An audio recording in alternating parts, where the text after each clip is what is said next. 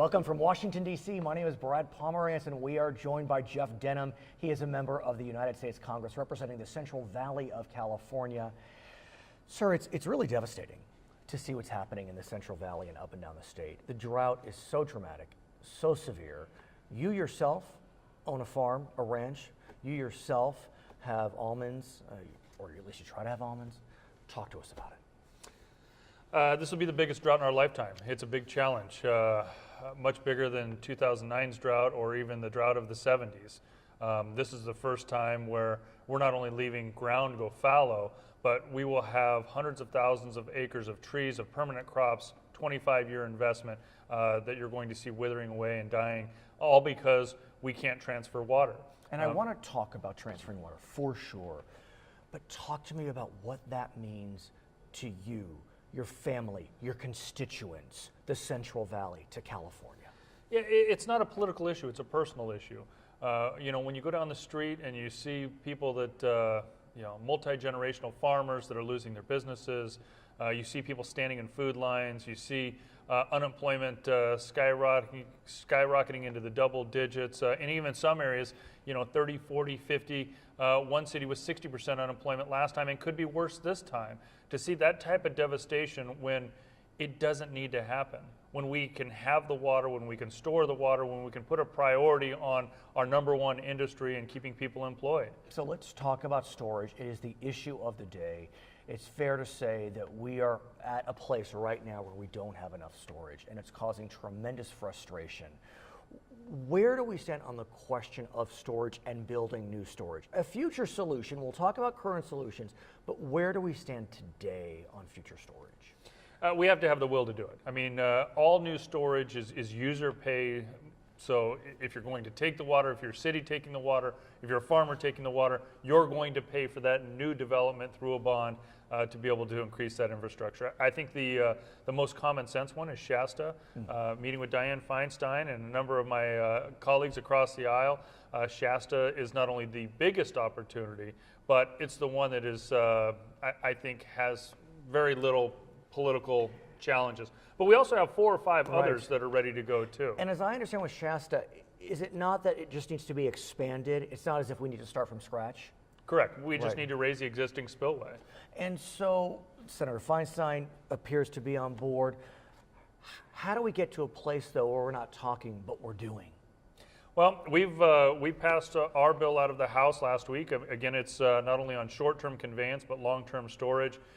We need the Senate to show us their bill, put it into writing, pass it through your committee, send it over to the House, and let's do what Congress is supposed to do and actually work between the 2 houses to come up with a bipartisan, bicameral solution. So your friends on the Democratic side were frustrated. Whether that's right or wrong, who knows, but they were frustrated about the, quote, relaxing environmental rules in the House bill. Can we get to a place, meaning the Congress, where there's some compromise on this question? Because even Governor Brown, a Democrat, has said he does see a need for some relaxation.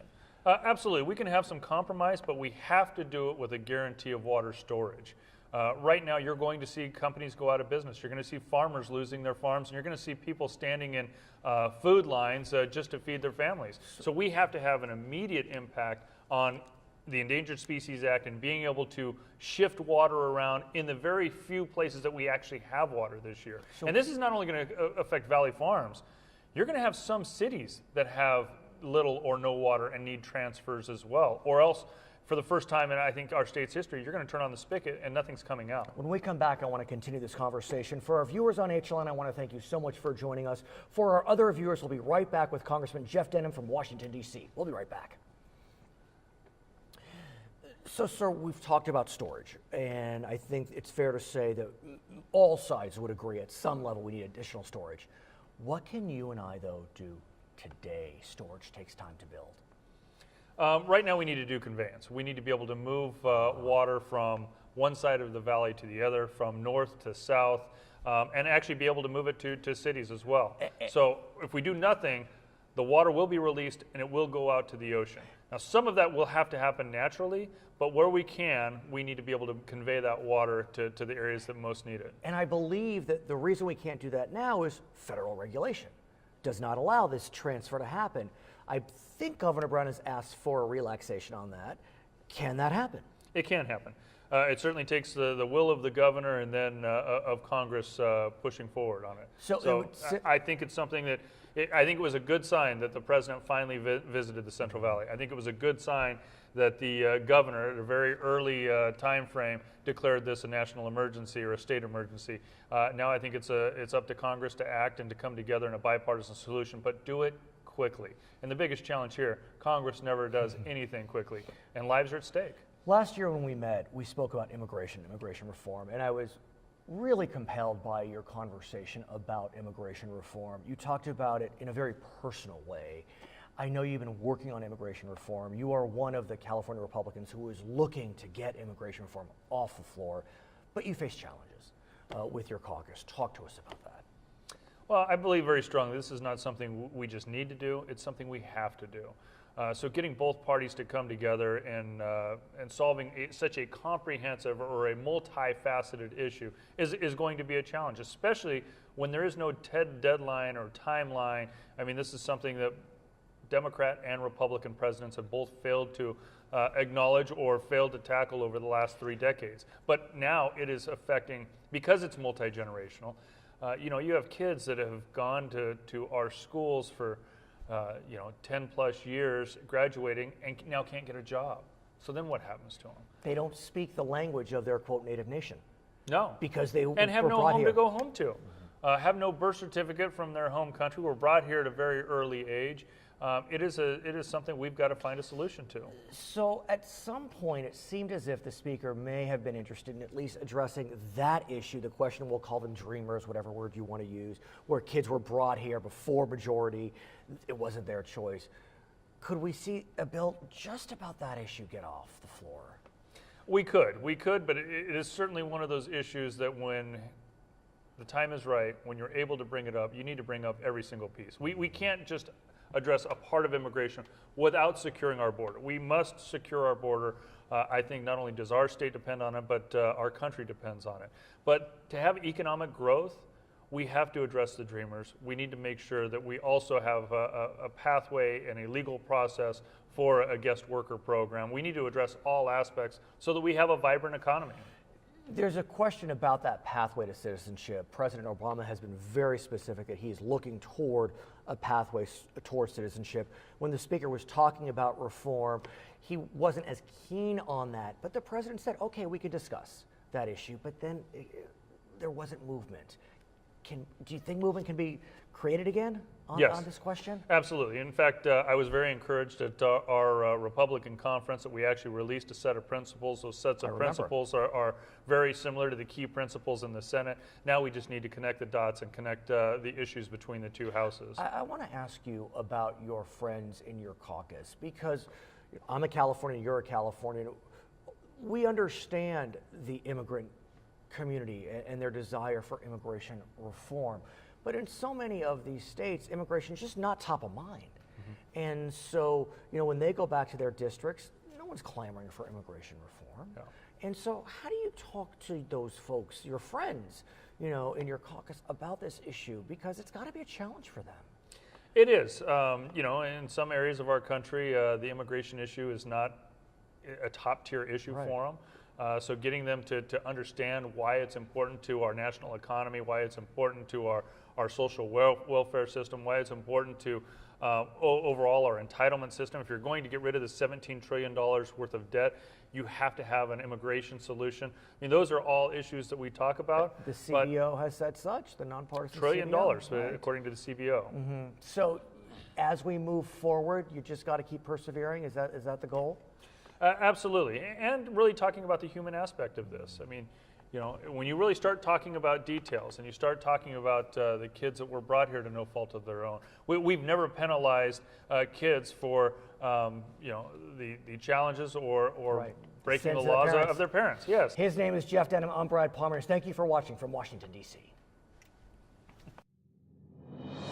According to the Pew Center, Mexican nationals make up the largest portion of immigrants in the United States. What country's nationals come in second?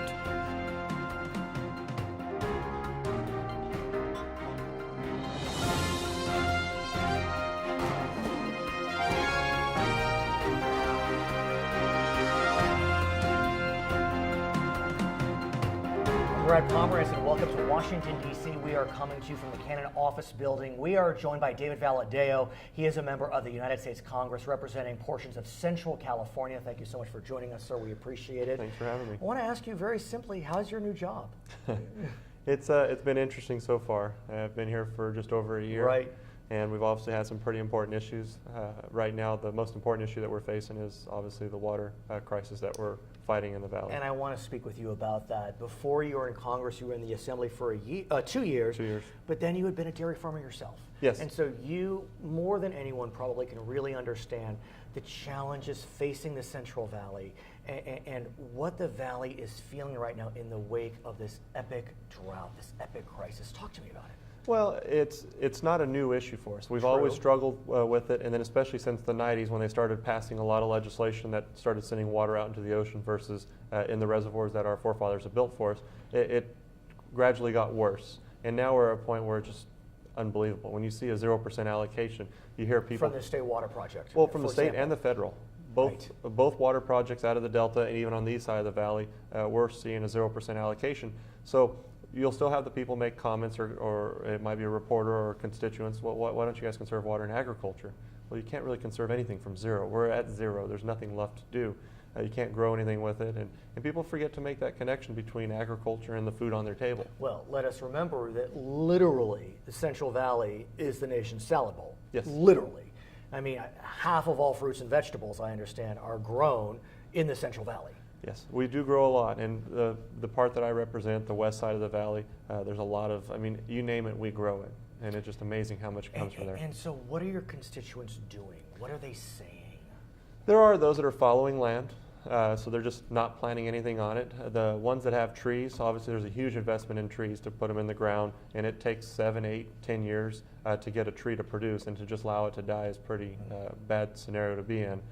There are those who are drilling wells. I personally, on some of our farm property, we have drilled a couple new wells. And let's explain that and talk about that, because for those urban folk, they may not realize what that really means. You're drilling wells. What does that mean? Well, and people that live in cities have the same issue as us. They just aren't as connected to it as we are. We have to drill wells, which is put a hole in the ground, and we've drilled some that are upwards of 1,000 feet down in the ground, and there's water under, and But that's the distinction, is that before you would have to drill, what, maybe 100 feet down? Before my time, yes, a long time before my Right. time. But in my lifetime, 600, 700 feet, and then now we're looking at 1,000 feet. But you're pumping from about 200, 300 feet. You drill lower just so you're prepared for the future. So what does that mean, that you're having to drill deeper and deeper down, and what are the risks of having to drill deeper and deeper down? Well, underground water is not unlimited. So as the water table lowers, obviously subsidence, and for those who don't know what subsidence is, that's the area that water took up underground compacts because of the lack of water, and the soil actually drops. And there are parts of the Central Valley in my district that have dropped as much as 30 feet. And as I understand it, if you have bona fide subsidence, there's no more groundwater recharge. I mean, the soil's done. You're collapsing a sponge. Right. A sponge has room to fill with water, but once you compact it, there's no room left to put anything in it. And so we know that in Sacramento there are efforts to create some type of water bond. We know in Washington, D.C. you were a main sponsor of a bill that was passed. In the Senate, we're not really sure what's going to happen. Where do we go from here? Well, obviously the water infrastructure bonds that are trying to be passed through Sacramento are very important, because that helps with our future infrastructure projects. Building Sites Reservoir, expansion of Shasta or other reservoirs. I want to continue this conversation when we come back. For our viewers on HLN, I want to thank you so much for joining us. For our other viewers, we'll be right back with Congressman David Valadao. So, sir, I want to continue our conversation and ask you about water storage, which really is a very significant point of contention. It does seem that all sides are interested in at least increasing storage in some capacity. But what's your sense of the importance of storage and building more storage? Well, the infrastructure we have in place today, the last reservoir that was built was finished in the late 70s, New Malona's Dam. And the infrastructure we have today was designed for 22 million people. We've now pretty much doubled that, the population. Obviously, conservation is huge, and we have made huge improvements in water conservation and the way we use water around our communities. But when you double the population, there's just not enough. Water infrastructure bonds that are being thrown around Sacramento, something has to be done because we have to pay for this storage, and it's important for all. It's not just for farmers. It's not just for people in the cities. It's all of us. It affects us as a whole in the state of California. So I think we need to put some skin in the game and get this project moving forward. The challenge becomes, I'm sure the bonds will have some form of storage, whether it's $1.5 billion or $3 billion. But what do we do today? Because it takes time to build storage, and like you said earlier, you can't conserve from zero. Yeah. So what do we do right now? Well, like my legislation, H.R. 3964, that made it off the House floor and is now sitting in the Senate, that bill actually addressed some of the issues we're facing today. Water that is being allowed to go out into the ocean without us putting it into storage. Because we do have infrastructure today that we're not using to the maximum ability that it's designed for. And my bill helps fix that problem. That helps us in the short term. That helps us on the east side of the valley. It helps us on the west side of the valley. It helps us with Southern California because those are state contractors as well, and they rely on pumping. They rely on the water that comes out of the Delta for their communities. So is your sense that some compromise will be made between the Senate and the House? Because, now's the time. I'm a Californian myself. I mean, now's the time. So after my bill made it off the House floor, the Senate, Senator Feinstein and Boxer, with the two senators from Oregon, introduced California, a piece of, well, the two senators. Oh, and the two senators from, got it. Yes, they introduced a bill in the Senate, and so they're hopefully going to move that bill forward and start to allow us to have that conversation. I have met with the senator. Conversations have been very pleasant, but again, we have to find a way to get a bill off the House or the Senate floor so that we can have that conference. And are the bills marching down a similar path? Does it seem as if once the bill gets off the Senate floor, of course you don't know yet, but it will be addressing similar issues? Well, the senator's bill is a little bit different than mine, but it still does have a part in there that addresses the pumping in the Delta. And so we're very supportive of that, and we want to see some progress there, and we want to help move that process forward. And when you say the Delta, it's hard to ignore that little fish. What's it called? The Delta smelt? Yes, the Delta smelt. Talk to us about the Delta smelt.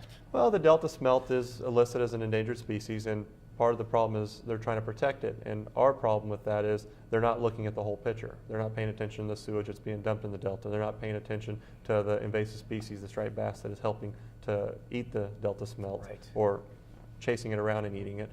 You've got other species that are being brought in by ships that are bringing in imports or taking exports out. I mean, there's a lot that plays into the Delta as far as the environment there in the Delta. So to blame it on just one issue, the pumping, is wrong. And what about the question of environmental regulations? Even Governor Brown, a Democrat himself, has said that we do need to look at our environmental regulations and seek out some type of relief, be it short-term or long-term. If you have Governor Brown saying that could be an opening for some real negotiation. I look forward to him helping some legislation make it through the State House. Because my time, I served 2 years in the state legislature, there were a lot of exemptions put on stadiums for sporting teams, football and baseball, that basically waived environmental regulations. They try to do that with high-speed rail. I'd love that same opportunity on water. Could there be exemptions placed for building out the Shasta Dam, for example, or Pine Flat? Are there efforts, though? I don't think there are efforts. It is possible, but I haven't seen any efforts. That would be great to see. If a stadium is that important, I don't see why water for our communities shouldn't be just as high, if not higher. So the governor has also called for the state to voluntarily pull back its water usage by 20%, which feels good. Is it enough? I mean, voluntarily is one thing, but if you really start putting in mandatory measures, then you may see some efforts. I know, it's tricky. Well, at the end of the day, we've got a lot of water, even today, because we have had some storms. Yes, amen. And there's water going out into the ocean today that, under current environmental regulations, under current policy, there's no reason why they don't pump that water and put it in storage. And that water is just going out to the ocean. So to put on these mandatory restrictions on people, when you have water there that can be pumped, it seems like they're ignoring an actual opportunity here. He's David Valadao. I'm Brad Pomerance. Thank you so much for joining us from the nation's capital, Washington, D.C. How many farms operate in the state of California? 14,000, 39,000, 56,000, or 80,000?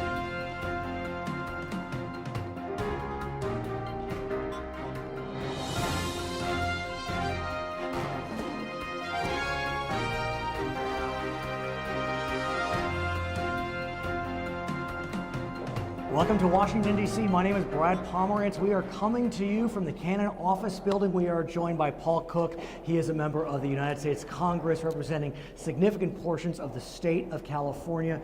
Sir, you spent many years in the military, and I want to talk to you about the challenges America is facing today. Events are moving quickly, but we know that there is a crisis in the Ukraine. What is your sense of what's happening in that region of the world? Well, I'm very, very nervous about that area, and part of it is obviously Putin and what's going on there in Crimea. The similar things happened in Georgia when that invasion happened, and it's almost like it's deja vu all over again. So, talk to us about, is there a distinction between what happened in Georgia and South Ossetia and what's happening in the Ukraine and the Crimea? Well, you got to remember, they were both part of the former USSR, and it's almost like I hate to use the analogy of the Empire Strikes Back, but it's almost like it's being rebuilt So what are again. our options, though? It's very difficult. I presume an invasion by American or NATO forces is unlikely. Oh, so I don't think you're going to see that on the table, just like we didn't really have an option. But I think when you present yourself as a country, the United States, in a weak position, it invites opportunists that say, well, what's the United States going to do? Are they going to have economic sanctions? Are there going to be any pushback at all? are we presenting a weak position? Well, I think we are, and I think part of the problem with the failed policy in Syria, when if you use phrases like you're going to draw a line in the sand or the red line and all this, the problem with Iran, a lot of people like me were disappointed because we thought the sanctions were working. And now I don't think you can trust the Iranians. So I'm very, very worried about what we're presenting from a foreign policy standpoint and how that's being accepted by some of the bullies in the world. And I have to include Putin in that. Right. So I think and at the same time, our military budget is in trouble. We're cutting the armed forces. And that begs the question, because when we think about how we've been drawing down from foreign wars in Afghanistan and the Middle East, the presumption was we can bring down our military spending, but apparently not. Well, it's not that easy. Obviously, it's a very complex thing. I'm one of the ones that, you got to get out of Afghanistan. You got to get those 60,000 troops out of there. You got to get that 20, maybe it's down to $18 billion worth of gear out of there. All these things there, and this is the year to do it. And we can argue over and over again whether we should have been there this long or not, but Karzai doesn't want us there. He won't sign the agreement. But I think there are other things going on in the world. We still have to have a strong defense. We still have North Korea. We still have Iran.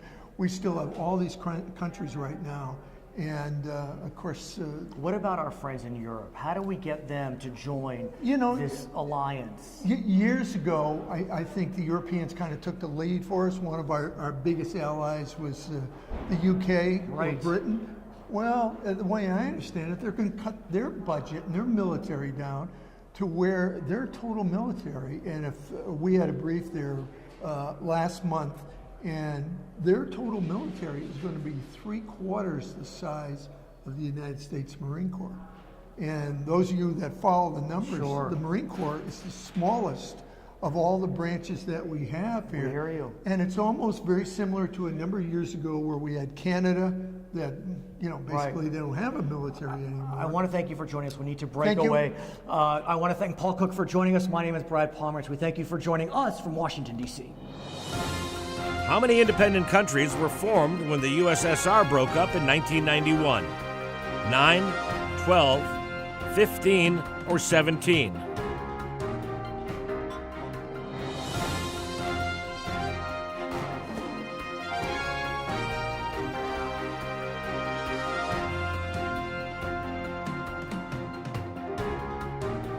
Welcome to Charter Local Edition. My name is Brad Pomerance, and we are joined by Dean Heller. He is a member of the United States Senate from the state of Nevada. We are coming to you from Washington, D.C. And sir, I'd like to speak with you about immigration and immigration reform. Sure. You were part of a 68-vote majority to pass immigration reform out of the United States Senate. Talk to us about that process. It was quite laborious. Well, it did take quite a few. You can imagine the amount of effort Sure. that it went through. with a number of us to try to get and package together a piece of legislation that everybody could live with. In fact, we bolstered the border control a little bit more there at the very end to get more Republicans Sure. to come with us on this. But you know, it's a good piece of legislation. And you did it. I mean, that's the point. You did it. Right. 68 of you voted for it. Correct. That is bipartisan. And now Which that sent a very powerful message Right. back to the House. Hey, let's get something done. So you were in the House. Right. Why is it that your friends in the House on the Republican side are having such a challenge to get that bill to the floor? What's your analysis? Well, my analysis is this, is the Republicans generally don't do anything comprehensive. Comprehensive means big government. Interesting. Whether it's comprehensive tax reform, comprehensive immigration reform, comprehensive this, that just means a lot of taxes and big government. And that's why even myself sometimes really push back when Right. you start talking comprehensive. We want to do it piece by piece. Let the system work. Let's take it by piece. And this is what the House is talking about now. Right. In fact, Boehner came out and Right, Cantor Speaker came Boehner, out right. talking about these issues, saying, hey, we're not going to do a comprehensive package. Let's do it piece by piece and let's see if we can get something done. So at this stage, though, not much is getting done. It seemed as if in January, and again, I know you're in the Senate, so, No. but it seemed as if in January that Speaker Boehner was getting some momentum behind He was. getting something to the floor, but nothing's moving. And when I think about you and your state, Nevada, what a great state with a serious need, arguably, for immigration reform. Right, absolutely. Both in high tech and agriculturally. We have a cross of both that a good solid immigration bill really would help. You're right, back in January, the Republicans in the House were talking about it, and I think Boehner had the right idea. And to think about it, they had their conference, they got their members together, Right. and that was the issue that came out, was immigration reform that made a lot of noise. I still think they want to get something wrong, but we have a big problem this year, and that is it's an election year.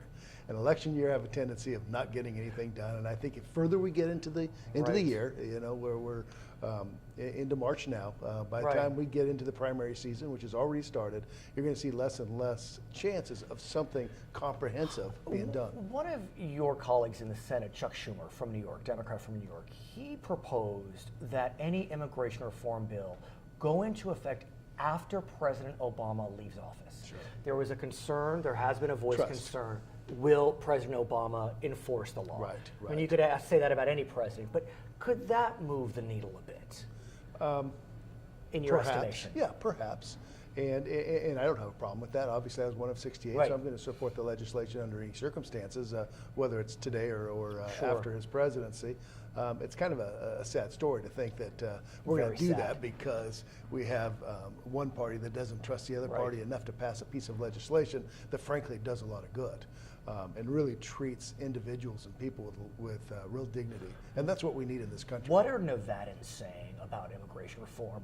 Both those that would benefit from it and those that presumably would not directly benefit. I would argue if it was a ballot question today, in Nevada, it'd pass 60-40. Really? Yeah, That so says a lot. yeah. That In says fact, a tremendous amount. I made the, I proclaimed that I thought that if it went to the House floor today, Nevadans wouldn't be a problem.